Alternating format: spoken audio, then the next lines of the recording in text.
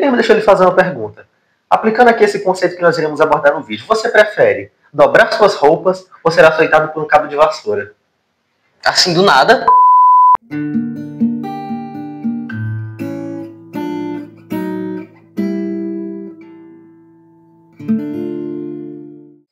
Bom dia, boa tarde, boa noite, queridos telespectadores. Aqui quem vos fala é o Guilherme Góes. E eu me chamo Gabriel. Nós somos os membros fundadores do Grupo Reintegrados, grupo de estudos dedicado à disseminação da cultura e do conhecimento. E nós hoje iremos falar sobre um tema que vem sendo um tema bastante discutido dentro dos meios educacionais. Qual é o tema, Gabriel? Hoje, pessoal, nós iremos falar sobre a educação positiva. Iremos abordar um pouco desse conceito e como ele pode ser aplicado na prática. Mas o foco é que nós façamos a seguinte reflexão. É uma solução ou é um problema? De que maneira a educação positiva ela pode ser aplicada sem ser prejudicial, de uma maneira que ela possa beneficiar a criança ou o adulto responsável? Primeiramente, pessoal, eu gostaria só de iniciar aqui apresentando esse conceito. A educação positiva ela é um método de educação proposto para se desvencilhar a população atual dos métodos educacionais antigos, em que, por exemplo, o adulto, ele simplesmente impunha hábitos para que a criança pudesse fazer, ordenava, ele realizava deliberações, a criança deveria fazer aquilo, o adulto simplesmente falava para a criança, faça isso, dobre suas roupas, ou então guarde seus brinquedos. Era uma imposição clara. Tinha o poder familiar, o adulto tinha toda essa questão da autoridade sugestiva e coativa, como você tinha falado no vídeo passado, se não me engano, e aí justamente dessa maneira acabava havendo a perpetuação, a manifestação de um controle escancarado. A educação positiva é um tipo de educação que ela visa não a estruturação de uma hierarquia, mas sim o estabelecimento de um sistema cooperativo, ou seja, o adulto, ainda que ele seja responsável pela criança, ele vai tentar estabelecer relações igualitárias, relações harmoniosas e cooperativas.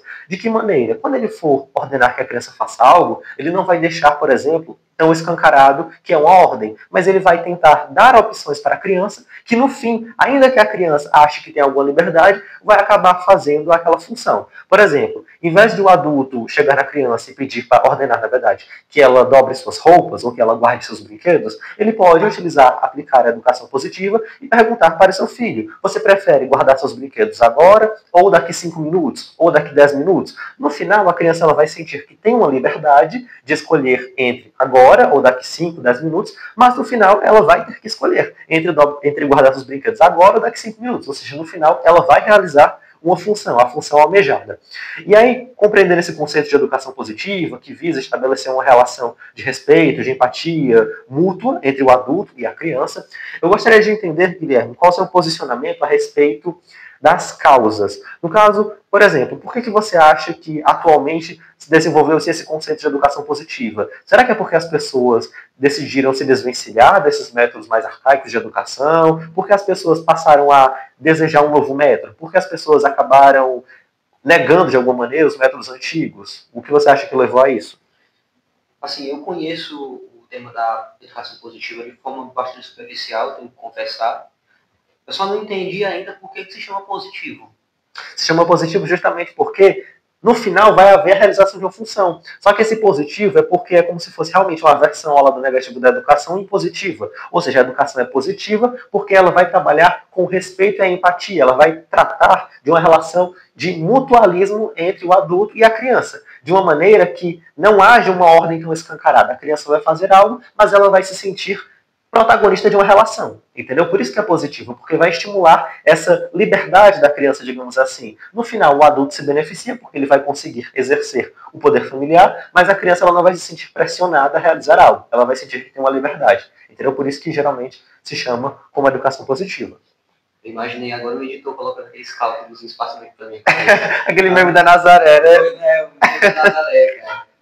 Assim, me parece ser um tipo de coisa que é bastante...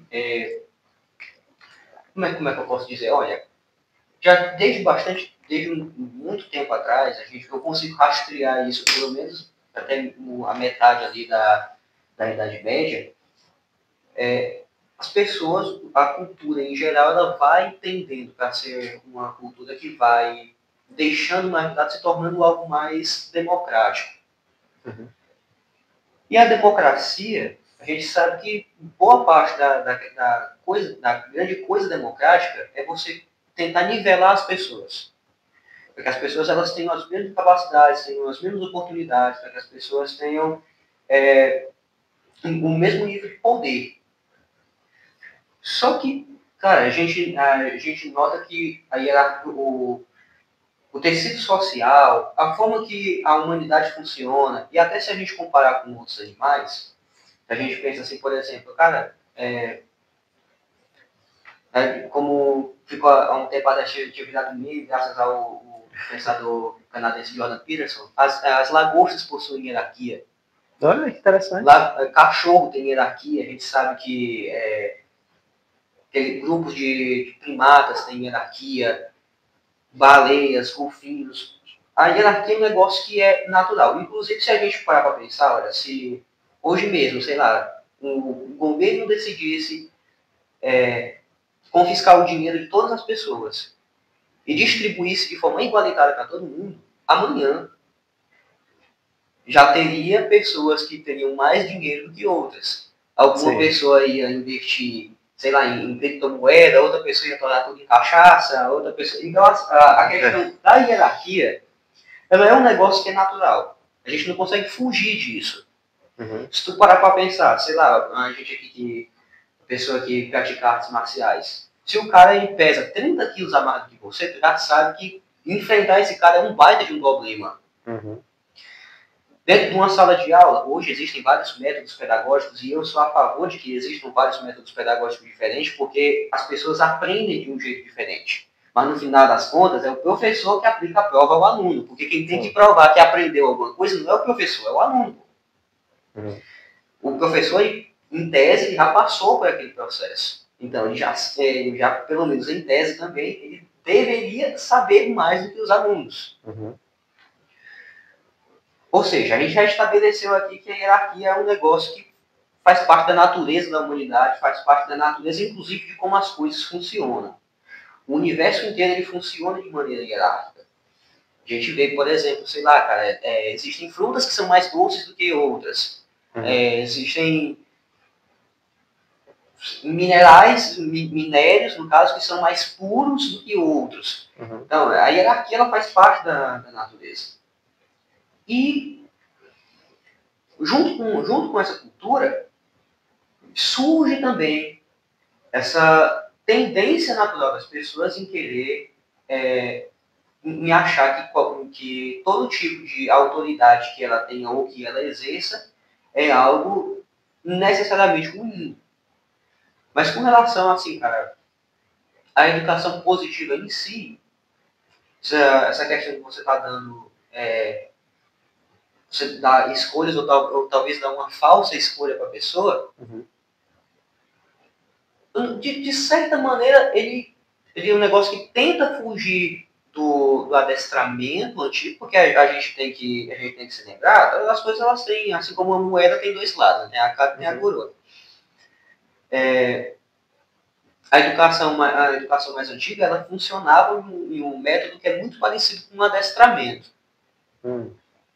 E eu não sei se ele, tipo assim, não é apenas uma forma malandra de você continuar adestrando as pessoas. Às vezes me parece isso. O que é que tu acha, Gabriel? Cara, realmente, eu acho que assim, como você tinha falado, a hierarquia ela é um sistema que assim, ela é fundamental para a estruturação de uma sociedade. Não só uma sociedade humana, mas também o reino animal ela é fundamental, até porque a hierarquia ela é essencial para a estruturação da ordem. Então, sem hierarquia, sem pessoas acima de outras, sem indivíduos que comandam e sem indivíduos que são comandados, não tem ordem, não tem privilégios, não tem mérito. Então, assim, eu acho que é fundamental.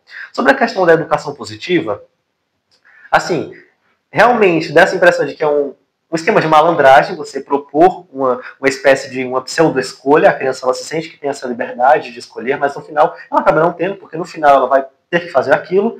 Mas assim, eu acho que é importante porque, por exemplo, o cérebro de uma criança, a gente não pode questionar que ele funciona de uma maneira totalmente diferente de um adulto.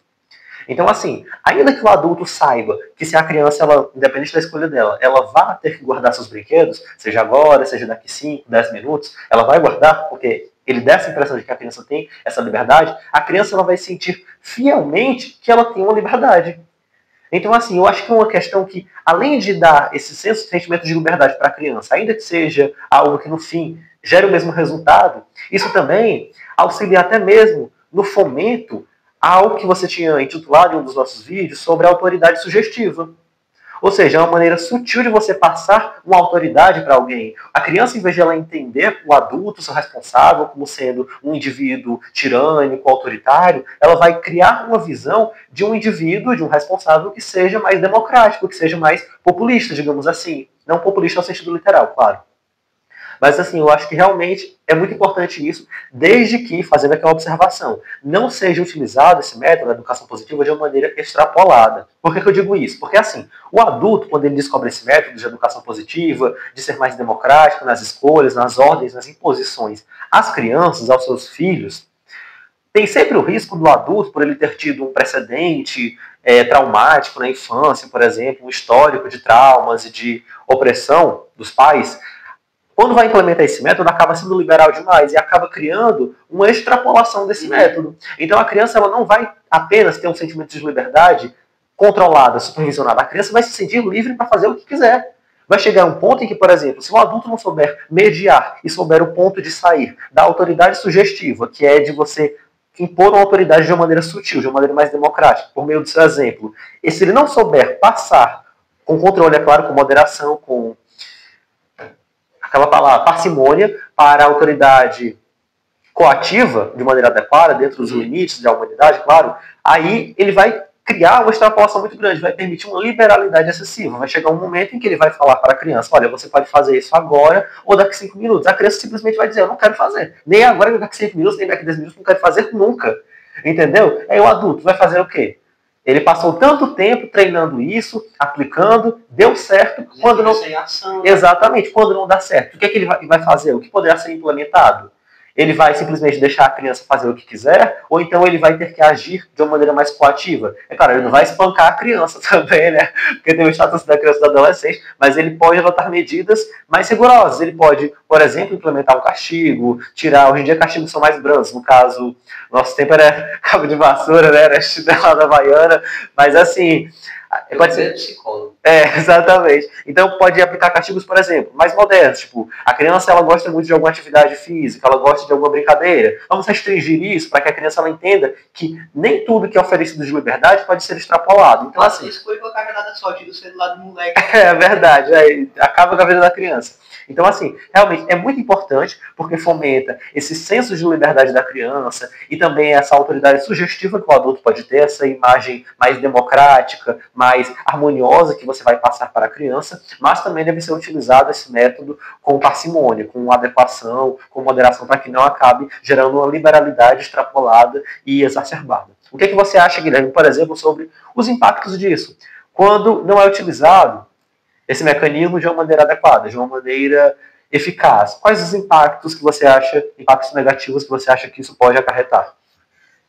Olha, eu acredito que toda a educação familiar, a educação que ocorre dentro da casa para com as crianças, ela deve partir do princípio de que você não quer apenas que a criança ela execute tal ou qual ordem, mas que ela entenda que existe um certo código que ela deve seguir, que existe toda uma série de valores que ela deve seguir e que aquilo ela não deve seguir porque alguém escolheu de maneira arbitrária, mas porque aquilo é uma coisa boa para ela. Eu acredito que todo mundo deveria pensar dessa forma. Então, às vezes, é uma coisa importante você ter noção de como é que você faz para trabalhar isso, para que a criança ela entenda que aquilo que ela está fazendo não é simplesmente uma chatice, ou que não é simplesmente porque a pessoa mandou, ou que não é uma coisa simplesmente arbitrária, mas que você está querendo, você está buscando o bem daquela pessoa. É tipo, por exemplo, né, quando a gente pede aqui pro pessoal se inscrever no canal, é verdade, pessoal deixar o like, a gente não quer, não é simplesmente uma coisa arbitrária, porque a gente entende que nós geramos algum impacto positivo. Exatamente, nós estamos gerando um impacto positivo aqui para com vocês. Então, por isso que eu lhe peço aqui que, inclusive, deixe seus comentários, caso você tenha algum. Mas a questão é a seguinte, a pessoa, às vezes, ela tem que ter, e a pessoa tem que ter essa sagacidade de conseguir entender como é que você faz para influenciar uma pessoa positivamente. Às vezes não é tão simples. Muitas vezes não é tão simples. Às vezes você tem que ter você tem que ter uma certa lábia. Às vezes você tem que ter, como é que eu posso dizer? Às vezes você tem que ter outras estratégias para tu conseguir É, uma convencer persuasão a mais pessoa. sutil. Exatamente, você tem que ter uma habilidade de persuasão. Quando a gente está falando de crianças, a criança não se engana, as crianças testam muitos adultos. Sim, As exatamente. crianças testam demais. Com perguntas também. Elas querem saber até onde é que tu tolera o comportamento delas. Uhum. Então assim, você tem que ter essa... Como é que eu posso dizer? Esse jogo de cintura. Você tem que ter esse jogo de cintura. Você tem que saber aonde que você deve utilizar a sua autoridade, como que você deve utilizar ela. Você tem que ter essa noção. E além disso, a gente tem que ter a noção também de que apesar de que as crianças testam muitas pessoas, e talvez isso seja, na verdade, não seja uma contradição, mas seja algo complementar, as crianças, elas se espelham muito nos adultos também. Sim. As crianças se espelham muito nos adultos. Então, também acaba sendo um negócio muito fácil, até porque a pessoa que a criança está mais tá tendo contato é contigo, que é pai dela, por exemplo. Uhum. Às vezes é muito mais fácil você conseguir convencer a criança de que ela está fazendo uma coisa porque essa coisa, simplesmente porque essa coisa é certa. Exatamente. Então, se a pessoa ela utiliza uma metodologia dessa de uma forma inadequada, que tinha sido essa pergunta que o Gabriel tinha feito, se você utiliza isso de uma forma exacerbada, se você utiliza isso demais da conta, o que pode acontecer? Eu acredito que pode acontecer muitas vezes aquilo justamente que o Gabriel falou. Eu me lembro, por exemplo, daquela piada do Chaves, né? Que o Kiko não podia assistir televisão e aí a Chiquinha disse pra ele: Kiko, a dona Florinda te disse quando é que tu não podia assistir televisão, porque tu não pode pagar esse castigo só daqui a 20 anos. É verdade. Não sei se tu lembra dessa piada, cara. Acho que eu me lembro.